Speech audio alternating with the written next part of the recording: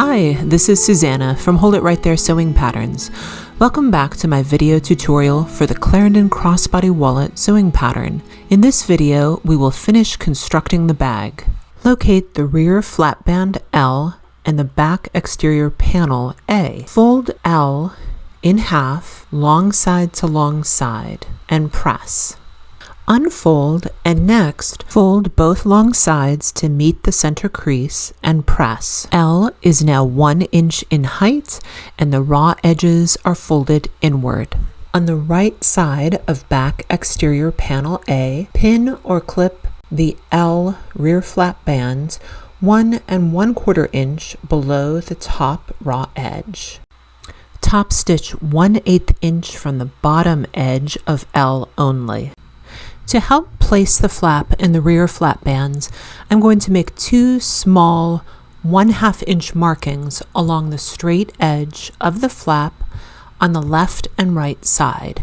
Be sure to use a washable fabric marker or a friction pen so that this doesn't show on your finished bag. I am making these marks on the exterior side of the flap. Double-sided tape is very helpful for this step. I move the flap band out of the way and then I place a length of double-sided tape underneath the flap band.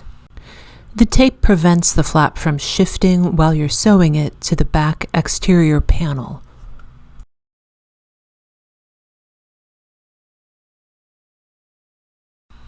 Now you're ready to center the straight edge of the flap into the rear flap band, and you're going to insert it as far as that 1/2 inch marking. In other words, the 1/2 inch marking will come up to the top edge of the flap bands. Clip the flap band at the left and right sides of the panel. Before we move on to attach the flap to the bag itself, I want to give a quick tip. Attaching the flap requires sewing through some different thicknesses, especially if you're using cork, vinyl, or leather. Now there is a sewing tool called a hump jumper that you can use for this step. I don't have one, but I have found that a scrap of vinyl folded over twice works really well. As I normally would, I'm going to begin by top stitching 1/8 inch from the top edge of the rear flap bands. As my needle is about to sew through the much thicker layer of the flap, I lift my presser foot and wedge the folded vinyl under it.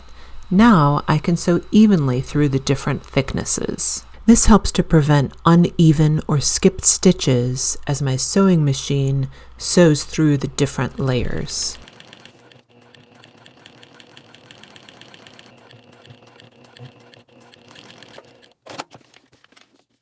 We're ready to top stitch 1/8 inch from the top edge of L to attach the flap to the bag. We will now join the prepared front and back exterior panels. Right sides together, pin or clip the front panel to the back exterior panel. The rear flap band now faces the card pocket unit. Align the raw edges and maneuver the D-rings out of the way as you clip the panels together. Use a 1/2 inch seam allowance to sew the sides and bottom edges. To form boxed corners, join the corner bottom and corner sides, matching the seams. Be sure the fabrics are facing right sides together, and then pin or clip the boxed corner. Sew the boxed corner using a 1/2 inch seam allowance and repeat on the opposite side. Turn the bag exterior right side out and set aside for now. Locate lining pocket K pieces. Pin or clip right sides together at the top and bottom edges. Using a 1/2 inch seam allowance, sew across the top and the bottom. Press the seam allowances and turn the lining pocket right side out. Top stitch 1/8 inch from the top seam only.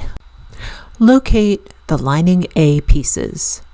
Place the prepared lining pocket 2 inches below the top edge of one of the lining pieces.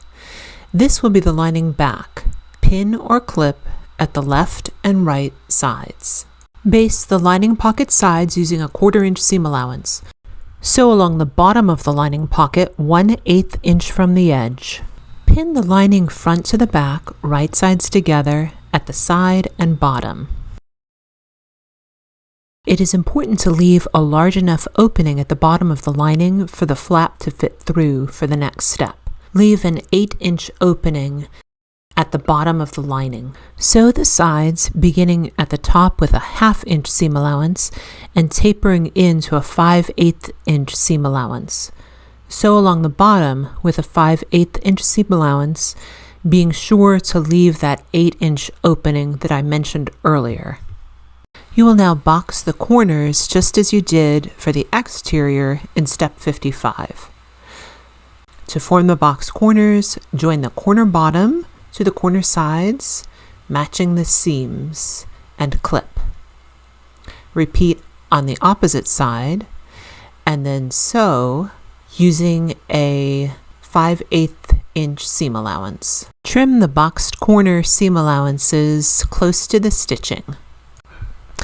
I'm going to press in the seam allowances on the lining now at the bottom of the lining piece. I just find it easier to do this now. Or you can wait till step 62 in the pattern instructions. We're ready to join the bag exterior to the lining. With the exterior right side out, you're going to insert it into the lining right sides together. Be sure that the lining pocket and the exterior back are facing the same sides. And I like to put the flap in first to pull it all the way through the opening in the lining and then insert the bag. Match the seams and then pin or clip along the top raw edges.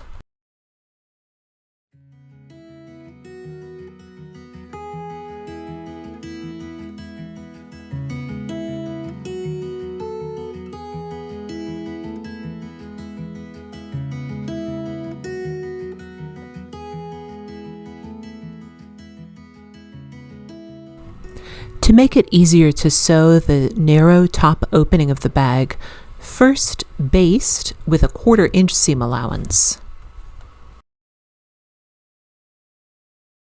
After basting with the 1/4 inch seam allowance, go back and sew a regular stitch length using a 1/2 inch seam allowance.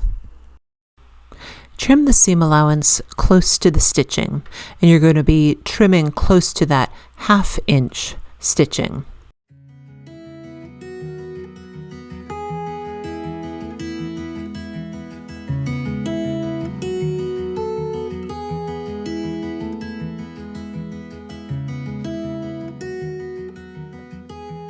Turn the bag right side out through the opening in the lining. Step 61 is optional. To add structure to the base of the bag, you're going to reach inside the opening in the lining and then glue the piece of ultra firm stabilizer. I'm using Fabri-Tac glue, and the stabilizer is 1 inch by 7.5 inches wide. So I'm going to reach in, insert the stabilizer, and push it against the wrong side of the exterior bottom. Then I'm going to allow this to dry before moving on to the next step. We're just about finished with the bag construction, but before we go on to closing the opening at the bottom of the lining, I want to go over an important tip. This is one of the most important steps of sewing, and it has nothing to do with the sewing machine or sewing itself, but it is pressing. You want to take the time to carefully and thoroughly press your bag. I have a clean pot holder designated to my sewing room for this purpose. As you can see, I insert the pot holder into the opening in the bag, and then I can press with my iron wherever I need to while protecting my hands. You've put a lot of hard work into this bag, and you want to show off that hard work. Pressing will give you the best results. For step 62, if you haven't already done so, fold in and press the opening at the bottom edge of the lining. Then pin or clip the opening. Using a 1/8 inch seam allowance, sew the opening closed. Push the lining down inside the bag, and at this point you can top stitch the top edge if you choose to. I typically do not, but this is optional if you want to. Since all of my sewing patterns are domestic sewing machine friendly, I do want to quickly show top stitching using my very old, very basic domestic sewing machine. So the advantage with this is that I can remove the arm of the sewing machine and insert the bag, and as I top stitch I can turn it, and I am inserting it with the right side out. Your bag construction is now finished. Join me in the next video for creating the strap for your Clarendon Crossbody Wallet. Thanks for watching. Happy sewing!